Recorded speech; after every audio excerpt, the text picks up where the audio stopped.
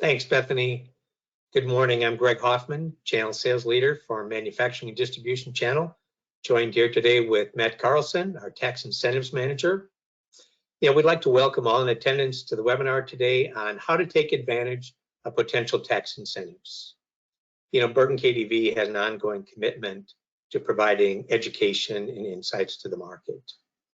I'd like to take a moment to thank Lee Eilers, Bridget Hallstrom, and Mark Oliver from our team for everything that you do to help the organizations we work with achieve their desired outcomes. Matt and I are excited to bring you today's webinar, where you'll learn about some pretty significant tax incentives that you may be missing out on. So without further ado, Matt, I'll turn it over to you. Sounds great. Thanks, Greg, for the nice introduction. My name is Matt Carlson. I'm our Tax Incentives Manager here at Bergen KDV. Been with the firm for a little over a year and have been working on tax incentives for about 13 years. So a lot of the things that we're going to discuss today come from experience, and we hope to give a lot of good insight. And if you guys have any questions, please feel free to add those in the chat. So today, like we mentioned, our main topic is tax incentives. So we're going to talk about what tax incentives are and how you can take advantage of those, why to utilize incentives. So why do companies utilize incentives and why do states utilize incentives? The qualifications for incentive opportunities. So we know what these incentives are. What do we do to take advantage of them, and how do we qualify? I'm going to talk a lot about some guidelines and some tips to consider while you're looking at these incentives that we discuss. I'm going to talk about our application process and our process as a firm here at Bergen KDV and what we found works best for a lot of these incentive programs. I'll talk about some comparisons and examples for some various states. We try to focus on states throughout the Midwest, but I can speak to some other states as well and give some information on that. And then, like Greg mentioned, we'll leave some time for some Q&A towards the end of things, if any questions may pop up. So the main question is, why are we here today? What are tax incentives? So when I talk to clients, I typically tell them that tax incentives really, there's a very, very large umbrella that tax incentives cover. So it can be any type of benefit that your company can get for growing. And we'll talk about this a little bit more here in the next couple slides. So growth means new investment in your company. So that can be new capital investment in a building, equipment, furniture, fixtures, a new lease, things like that, and growth related to employment for your company as well. So any type of benefit that you can get from a state or the local municipalities, that really kind of covers what incentives are. Some of the examples that I'll talk about, and we'll kind of dive into these. Investment credits is one of the main tools that states will use to incentivize a company to grow. And these investment credits are based upon how much you are spending as a company. So if as an example, you're spending $5 million on a building, the amount of credits that you get will directly correlate to the dollar amount that you're spending. These credits have a carry forward period. So a common question we get is, well, if I generate all these credits, but I'm not able to utilize them, what good are they to me? These investment credits have anywhere from a 5-year to a 15 to 20-year carry forward period, all depending on the given state that you're in. So these credits, they can be used in a lot of different ways. They can be used to offset your income tax liability. They can be used to offset sales and use tax that you pay on expense-related items at your facility. They can also be used in some cases against property taxes. It really varies from state to state and city to city as far as that goes. But investment credits are one of the main tools that these incentive opportunities will provide to you. Employment credits is another really, really common tool that's used in a lot of different state programs. These employment credits are directly tied to your employment growth. So investment, it's easy to remember, investment is tied to your investment. employment credits are tied to your employment growth. And these credits are anywhere from a 3% to upwards of a 10% credit on the wages that you pay to new employees at your given project.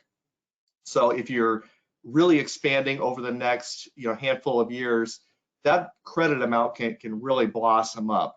And those credits can be used against income tax liability as well. They can be used against sales and use tax, similar to investment credits. And they can also be used against employee withholding in some states. So if an employee withholds X amount of dollars from their paycheck, you remit that to the state, and then these employment credits can be used to offset that, and you get that back as a refund on the company level. So that can be a pretty healthy benefit for clients as well. Sales and use tax refunds is available in some states. These refunds will be available on the capital investment that you do. So some states will say, if you buy a $5 million piece of equipment or $5 million worth of equipment, if you have sales tax that's due on that equipment, you can get that back as a direct refund as part of a benefit for some of these programs. Contractor tax refunds are available in some states too. That would be a tax refund on the taxes that you pay indirectly through a contractor that's doing work for you, whether it be a new building, leasehold improvements qualify under that category as well. And you can imagine if you're spending, hundreds of thousands and millions of dollars on a building, that tax refund can be significant as well. Property tax abatements is something that is a tool that a lot of states and cities will use because it's not something that they have to give you up front. They don't have to come up with a lot of money up front. They can give you a benefit over a 5, 10, 15. We've even seen some abatements go up to 30 years on various projects. So that's a very strong tool and a very commonly used tool nowadays from the state and city. Forgivable loans and or low interest loans are also another tool that we've seen commonly used over the last, I'd say, 6 to 8 months, mainly with the interest rate market being what it is right now with the increasing rates and inflation being what it is. The states and cities have offered these forgivable loans and low interest loans to help entice businesses to still grow and still expand, even though the cost of money has certainly gone up over the last few years, especially. Low interest loans, common question is, what is low interest? Anywhere from 0% to 3% is typically what we've seen, but we've seen closer to 0% to 1% is what's typically been used. A lot of states and cities will have job training funds that are also available to you. Those are you can view it as like a grant or a cash benefit to you. They will reimburse wages and training expenses related to new employment and even existing employment that you may have or that your company may do over a handful of years. The WOTC program, I didn't put it on here, the Worker Opportunity Tax Credit, that's also available on the federal level of things.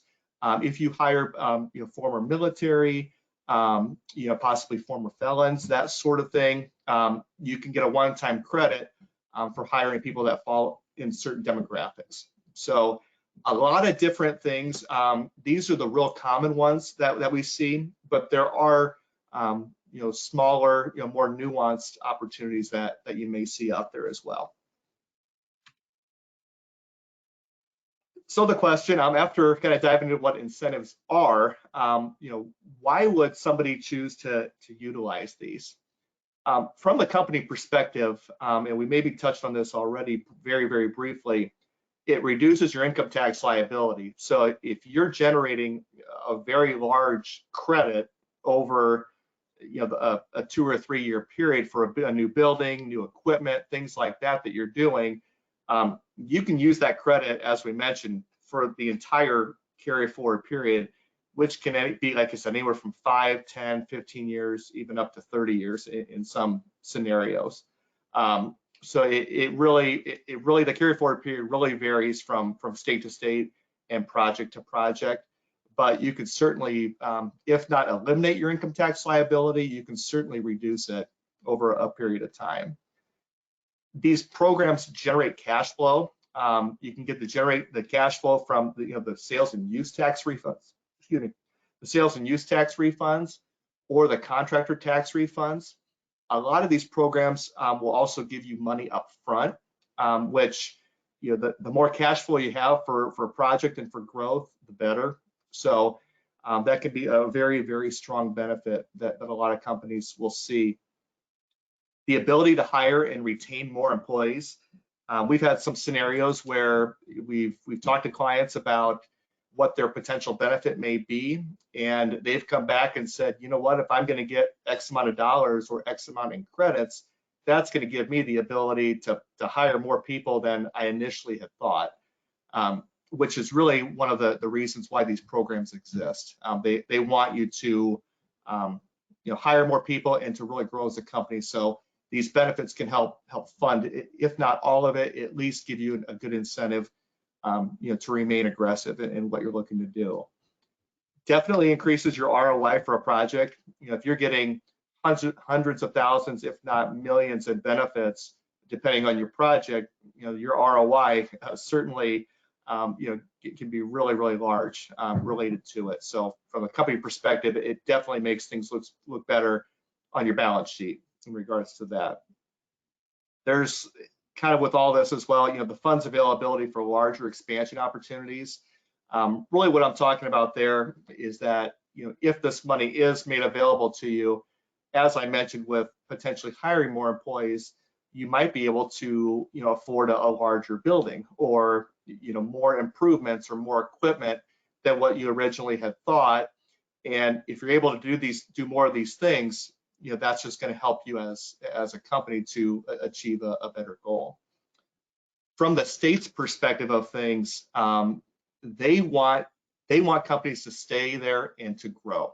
So they view these incentive opportunities as their way of encouraging companies to either come to their state or to stay in their state. And as we'll talk about, there are people and companies that will look at incentive opportunities from state to state, and every state has some sort of opportunity available.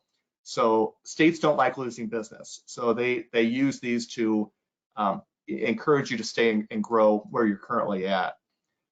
It increases the income tax base and the property tax base. So the more people that get hired in a given state and the larger a company grows, the state views that as a benefit and a larger tax base that the state's going to end up ultimately benefiting from as well. Typically, when a company is growing, whether they're growing technologically or just in raw numbers, that's going to improve the workforce for that given city or that given county. And also these grants and things that are available for training will also result in a better workforce and a stronger community. So the state views that as a positive as well. And like I mentioned, states are very competitive, and the state of Iowa doesn't want to lose a company to Nebraska, or vice versa. So there definitely is a lot of competitiveness with these opportunities. So a lot of reasons from the company side of things, but also a lot of reason from the state's perspective on things as well. Matt, I was talking to a client last week about tax incentive programs, and his response was, Greg, we're doing just fine, and we're really not looking for a government handout. I know you touched on a little bit on, the motivation or the incentive for the states, but maybe how would you answer that question when somebody's thinking that this is a government handout? Well, Greg, that's a great question. These are not government handouts. The state does not do things out of the goodness of their heart. As a lot of us have experienced with taxes and audits and things like that, they don't do things for free.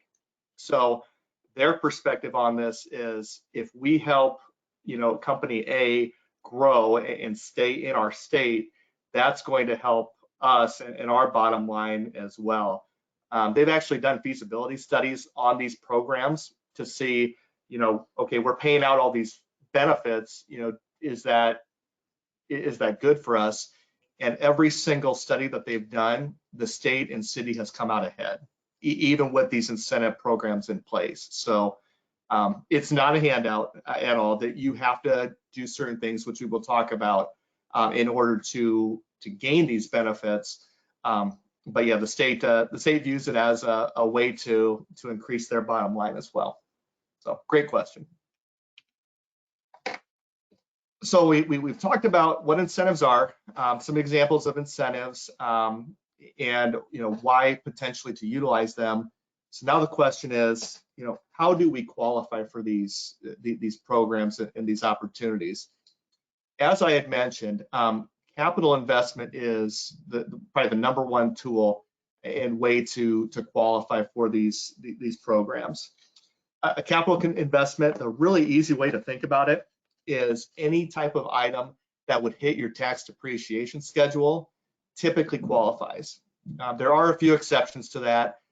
Vehicles, trailers, things like that that are licensable and can be easily moved from location to location. Those typically do not qualify, but really anything else falls into that investment bucket. So a new building, as we had mentioned, building improvements. That could be whether you're rebuilding an entire structure or redoing an entire facility, or it could include a new roof, a new HVAC system, all of that type of stuff. Any of those real property improvements go into that bucket and would qualify. As I talked about many times, new equipment is a slam dunk that is something that qualifies. It can be manufacturing equipment, it could be computers, anything that goes into that qualifies. So not only the piece of equipment, but if you have to do something to your facility to support that piece of equipment, that also goes into that bucket and that qualifies as well. Common question we get is, well, I don't own my building, but I'm gonna do a building lease. Does that qualify? And the answer is a resounding yes. You typically get to include the entire liability for your lease up to 10 years. So easy math, if we say that your lease is going to cost you $500,000 a year and you sign a 10-year lease, we get to count $5 million of qualified investment with these programs in that very basic example. Some states, and this is kind of a cool thing that I think is really a strong benefit to companies. If you have multiple locations and you transfer equipment from, let's say, a location in Nebraska to a location in Minnesota, a lot of times you can count the original cost of that equipment that you transferred from another state into your state. So if you have multiple locations and you're transferring a couple really large pieces of equipment, that can be a sizable feather in your cap or a sizable investment, even though that piece of equipment may have already been fully depreciated and you may have had it for many years. States view that as new to their state and will give you a potential benefit on that as well. So that's kind of a cool, very nuanced kind of thing, and we can certainly, if that would apply to you, we can talk about how to capture, how to maximizing that equipment cost, that original cost. In regards to employment, you have to have new employment with a lot of these programs to qualify. If you don't have any new employment, but you're spending a lot of money on the capital investment side of things, you can still get benefits. They just won't be as high, or it won't be as much of a benefit for you in the long term.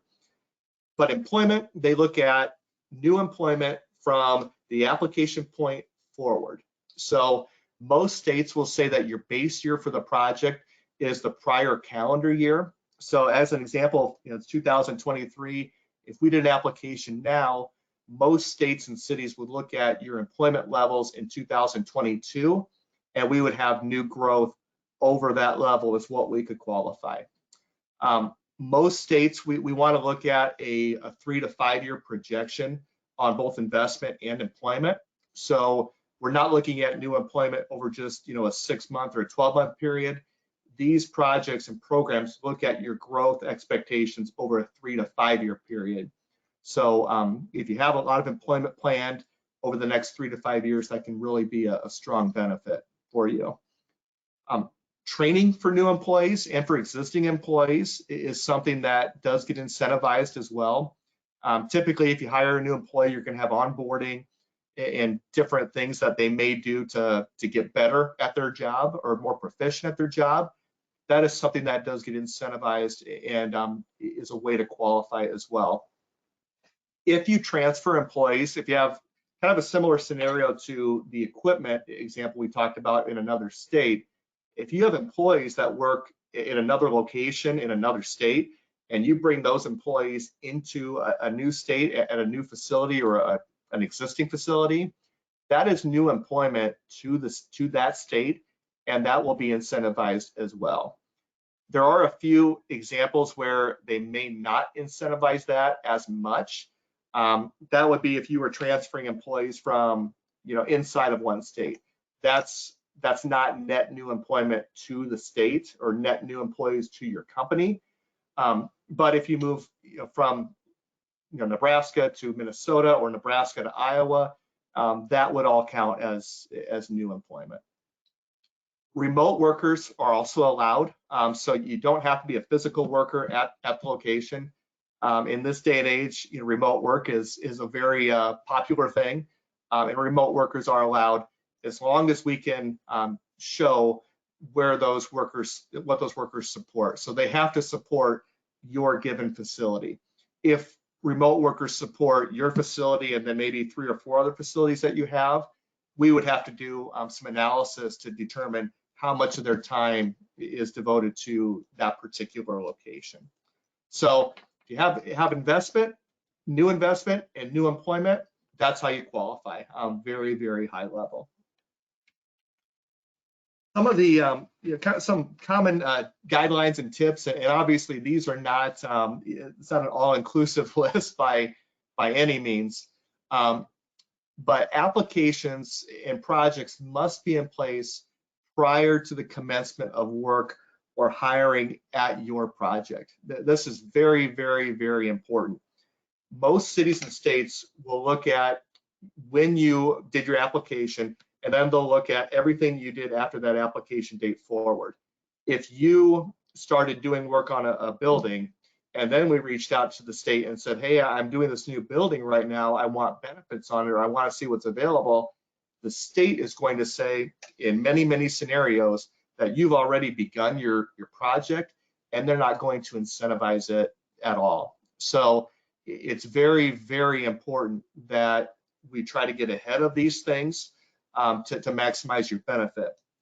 I don't want to say that you're not going to get any benefit if you've already started, because that's not the case, but your benefit will be greatly reduced if we don't get ahead of what you're looking to do.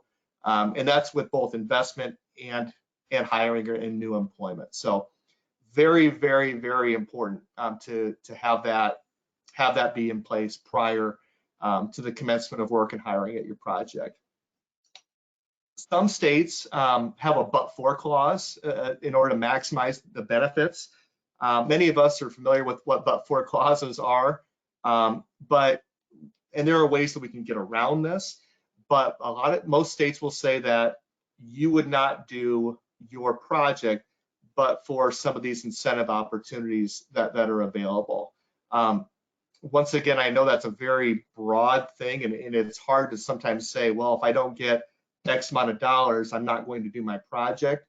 But we have to at least show that these incentives would play a role in determining how much of a project you do or whether you decide to move forward with a given project. So point one with the applications being in place prior to the commencement of the work and the but-for clause, those really kind of tie together and really show the importance that you need to do these things ahead of time instead of trying to play catch up with a given project.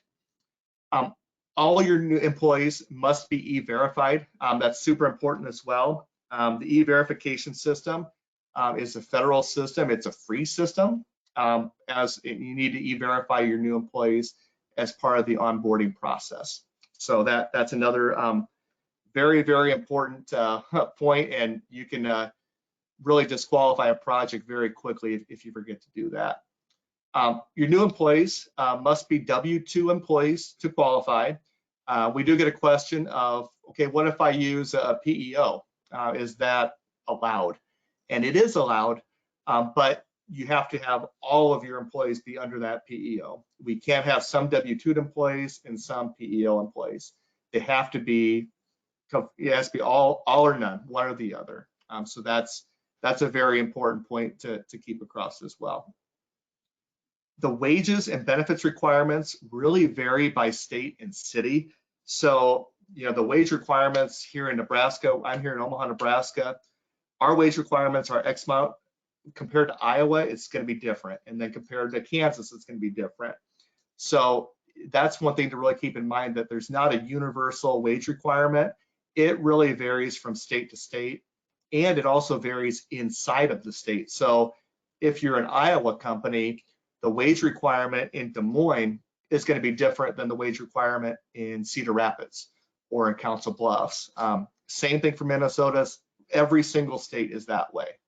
The major cities have a higher requirement than some of the more rural areas. So definitely something to keep in mind there as well. The main point as well is you can get an application in place, you can check all the boxes, but if you don't do the compliance work, you don't get any benefits. So on an annual or quarterly basis, there is a lot of employment analysis that needs to be done. There's investment analysis that needs to be done, and a lot of filings that have to be done with the states and cities in order for you to actually get your credits and to get your benefits. So it's one thing to put on paper that you're going to spend $10 million and hire 50 people, but you have to prove it.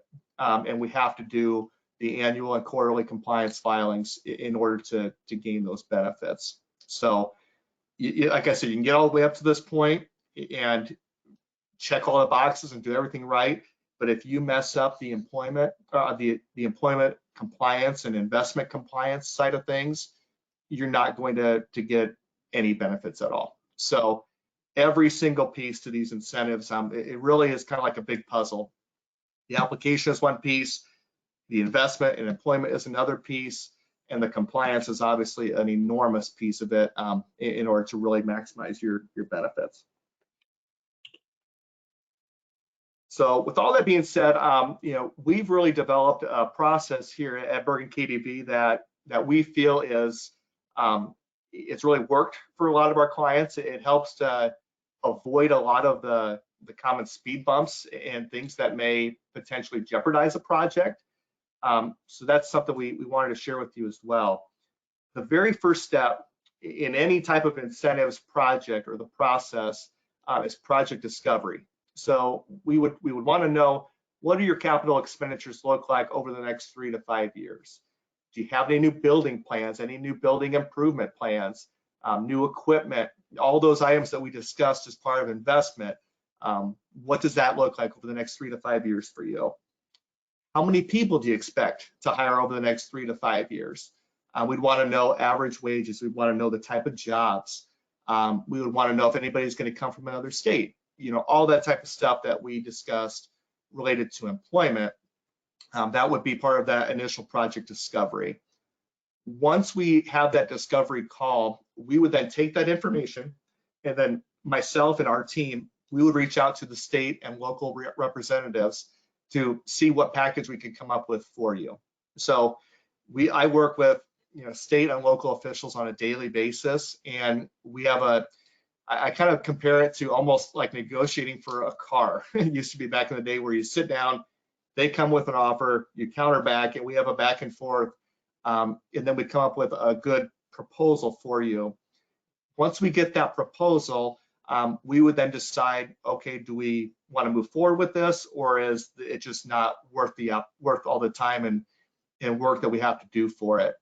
If you decide to move forward, we would do a formal application with the city or the state, and that process really can kind of range in time frames, and they get reviewed, they get approved, and then at that point, you can then start doing your project, whether it be new investment or hiring. So everything in step one, step two, we can't do anything until we get the formal application and approval, done by the city and state. Once we get your project in place, as I had kind of mentioned, the compliance requirements are crucial, and that is something that we would take advantage of and help you out with for the lifespan of the project. And these projects can have a lifespan of anywhere from 3 years to 15, 20 years plus, all depending on the state and all depending on the given opportunity. So a lot goes into it, but this is kind of our process that we've developed, and we've really seen that it really helps to minimize any potential speed bumps and roadblocks that clients may encounter.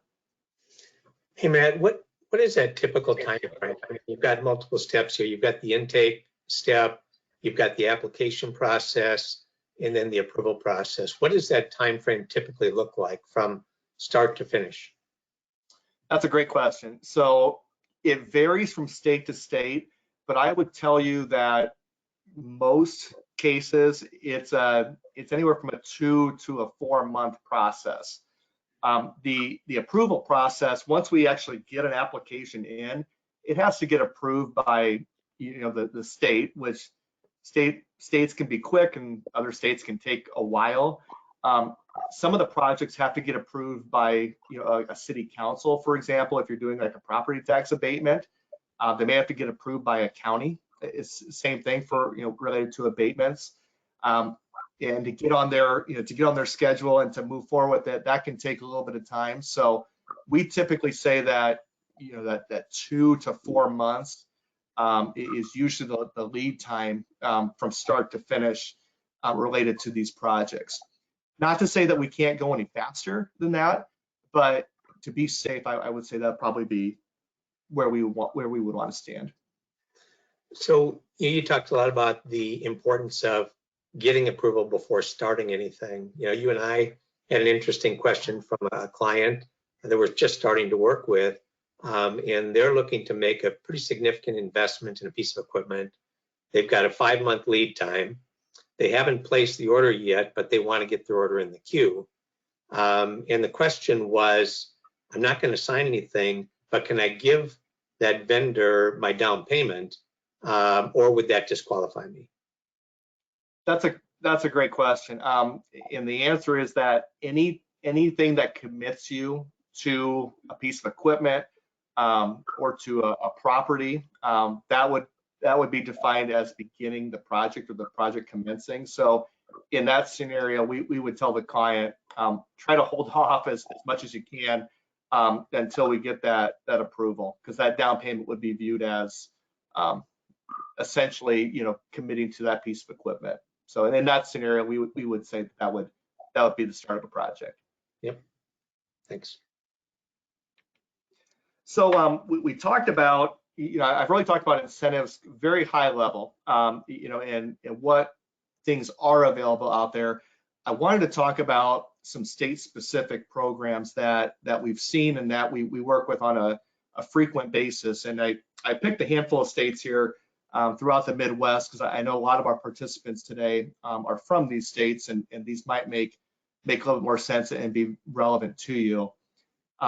Iowa has a handful of good programs out there. They've got the High Quality Jobs Program, which this program is comprised of investment credits. It is also comprised of forgivable loans, and it's a program that Iowa is very discretionary. So it's not, we don't know if you're going to spend $1 million and hire 10 people, the amount of benefit that you get from company A to company B that has those same the same parameters can vary in Iowa. So the High Quality Jobs Program, it gives you an investment credit that can be used against income tax liability, like we had discussed earlier, and those forgivable loans, which can be essentially given to you up front and is a cash disbursement related to your project. So that's a good program, a very popular program in Iowa. They have a couple of training programs, which 260E and 260F. One's related to existing employees and another one is for new employees. Those are in partnership with the community colleges. So great programs. They do help reimburse training costs, and they provide training for a lot of your new employees and existing employees as well. There's a new program they're trying out right now. It's called the Targeted Jobs Withholding Program. That program allows you to get a refund on some of the withholding for your new employees. They're targeting certain communities in Iowa for that. It's a program they're hoping to really expand throughout the state, but it's definitely in its infant stages now. And they have the New Jobs Tax Credit Program, which is a one-time credit that you would get per new hire, and there's a range that you can get for that as well. In Minnesota, they have the Job Creation Fund. This gives you some funds based upon new jobs that are created. It can range as well. It can range from anywhere from $1,000 to $8,000 or $9,000 per job that's created. It really does vary based upon your industry, how many people you're hiring, the wages you're paying, that sort of thing as well. The Minnesota Investment Fund is a financing program or opportunity that's available, and they will give out some of those low interest loans, funds that are available for a given building construction. So that's more of a financing, a low interest or a no interest financing mechanism that Minnesota uses. They also have a job training program, real similar to Iowa. They will reimburse or give you X amount of dollars related to new jobs and the training that is associated with those new jobs. So good program there that's available in Minnesota. They do have another program. It's the Greater Minnesota Job Expansion Program. This program is very kind of unique in that you can get a sales tax exemption for up to 7 years on anything that you purchase at your given facility. So a lot of different things needed to qualify for that one, but it is something that is available to really anybody that will be looking to expand it in Minnesota. Nebraska, Kansas, and Missouri are on this next slide. Nebraska, where I'm located, we have a new program. It's relatively new within the last 2 to 3 years. It's called Imagine. It's a program, it's a statutory program. So Nebraska is the type of state where if you do X, you're going to get Y. So there's really no discretion in Nebraska. It's all statute driven. So this program will give you investment credits, employment credits, sales and use tax refunds, things like that all go into that program. The benefits are very, very strong. Those programs have a lifespan of anywhere from 5 to 20 years, all depending on what level you apply at, when you qualify, and the level of expenditures and hiring that you have. The Nebraska Advantage Act is still active in Nebraska. You can't apply for it anymore, but there are a lot of companies that still have Nebraska Advantage Act projects. It was the main incentive program or project in Nebraska before they came up with Imagine. Customized job training is available in Nebraska as well. This is really similar to Iowa and Minnesota in that you get funds in training dollars related to new jobs, and not only new jobs, but existing jobs as well. And Nebraska also has the Urban Redevelopment Act, which really is aimed towards developing communities or areas that the state or city may want to see revitalized. So Nebraska has a lot of other programs. Iowa has a lot of other programs. Minnesota does as well, but these are kind of the high level, more frequent programs that we do see.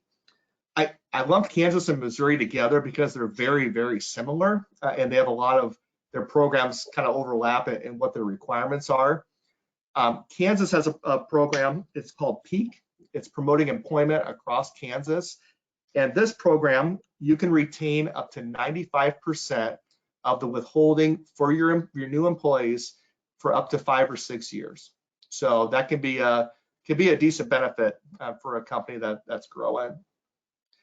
They also have the High Performance Incentive Program. This is all related to investment.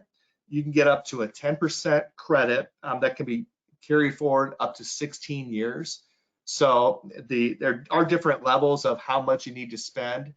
The minimum is $50,000 for certain projects, and for other projects it goes up to $500,000 and then $1 million plus. So a lot of different levels and nuances with that particular program. And like I said, that has a really nice lifespan. So you generate those credits, but they do give you a long time frame to cash out those credits. Missouri has the Missouri Works program, which is very similar to PEAK in that you get to retain up to 95% of the employee withholding for your new employees related to your project. They do give you an investment credit available with that program as well. Same thing, it can be used against income tax liability, sales and use tax, etc. They have a business facility tax credit program. This is more meant for larger companies that are going to have their headquarters or a very large facility in the state. They'll give you credits, they'll give you financing related to it, in addition to all the other benefits that you may get under like the Missouri Works program as an example. Kansas and Missouri, Nebraska, and a lot of other states also have a manufacturing sales tax exemption. So if you are a manufacturer, you, in a lot of cases, will be exempt from paying sales tax on your new equipment at your given facility. So it's not unique to Kansas and Missouri. Nebraska has it as well. A lot of other states have it, but that is a very strong benefit to a company that is really looking at rapid growth and spending quite a bit of money. The one thing I do want to mention with Kansas and Missouri and in other states as well, Kansas and Missouri, the credits are fully refundable. So you can sell your credits, you can transfer your credits. Nebraska, Iowa, and Minnesota, you cannot do that. So if you have a project in Kansas and Missouri, you generate all these credits and you can't use them up, well, you don't lose them, you can sell them or transfer them. So that's a very, very good benefit to companies in Kansas and Missouri, whereas Nebraska or Iowa and Minnesota don't necessarily have that opportunity. But in those other states, we may have a longer carry forward period where you can utilize those credits over a little bit of a longer time span instead of losing them because you don't have the appetite to cash in all of those. So I know I've thrown a lot of information out there in a relatively short amount of time, but I appreciate all your support and would love any questions that anybody might have. Yeah, so please enter your questions in the chat. And if you don't have an opportunity to enter a question or something comes up later, there will be a follow-up survey that gets sent out and you can submit your question there. I've got a couple of questions that have come in. The first one, Matt, it says, what if I get approval for a project and I end up spending a lot more than I originally thought? So that's a good question, and that does happen where you put in originally your expectations, and then for whatever reason those aren't as accurate as we would have liked them to have been. If you do have, if you've gone over what you originally had expected, we can always do a new application with these programs. A lot of these programs you can stack one on top of the other, and the states allow that with knowing that there might be a given opportunity where the market changed or your one expansion led to another expansion. So they do understand that. The main issue that would come into play with that is we would want to know where you're at in the timeline of your prior project and whether it would make sense to capitalize on the benefits under your old project, or if we would want to do a new application and then kind of start that clock over in that timeline over with capturing those additional benefits. So great question. That does happen more often than not, I would say. One more here. We're planning to spend about $10 million for a new building and equipment. Can you give me a ballpark range of the tax incentives that we might receive? That's a good question too. And the answer to that is really it does vary from state to state and from city to city. But I will tell you that on average, a good target starting point would be anywhere from 10 to 15% of what your capital expenditures are. So if you're going to spend 10 million bucks, I would tell you that your benefit should be at least $1 to $1.5 million for that particular project. The one thing I would really mention or really want to have as a disclaimer on that is that if you get a property tax abatement related to a new building, for example, if you're spending 10 million bucks, I would expect that your percentage would be much higher over the lifespan of that project. So in that scenario, you're going to be looking at more of a 25 to 40% range of when you're comparing it to your capital expenditures over a 5, 10, 15 year period. So great question. It really does vary from, like I said, from state to state. But generally speaking, if you're not getting or not realizing at least 10 to 15%, something has been missed in that type of scenario. Great. Well, it looks like no further questions. As Matt said, we covered an awful lot of ground here in a short period of time on a fairly complex topic. If you have follow-on questions, once again, add them to your survey. If you're interested in setting up a meeting with Matt or myself and you have specific questions related to your unique opportunity with your business, certainly let us know. Maybe, Matt, you can flash back to the contact for yourself and myself, and people can jot that down if they want to reach out to either of us. Let's see. Oh, I do have another question here. I need to be addressed. Oh, this is just a follow-up question. They'd like us to contact them. So not a specific question right now. So, one thing I kind of left off, or I didn't really mention all that much is, a question we do get from time to time is, what are the downsides with these programs? And the downside would be that if you didn't hit certain levels that we had originally said we were going to hit, it doesn't jeopardize your entire project. It just minimizes your benefit. So a lot of companies will worry, what if something happens? Am I on the hook for millions of dollars or hundreds of thousands of dollars? Is that going to really hurt me? And the answer is no. You're not going to realize your full benefit, but you're also not going to be buried in the hole as well. So that was something I forgot to mention a little bit earlier that I thought would mention as well. Great. Do you want to flash back to the contact screen real quick? That way they can see our contact info on one of the earlier slides. Yeah. There you go. And as you do that, I just wanted to thank Bethany and team for logistics and promotion of this event. Hopefully everyone found value, and have a great rest of the week and look forward to being in touch. Thank you, everyone. Thanks. All right. Bye now.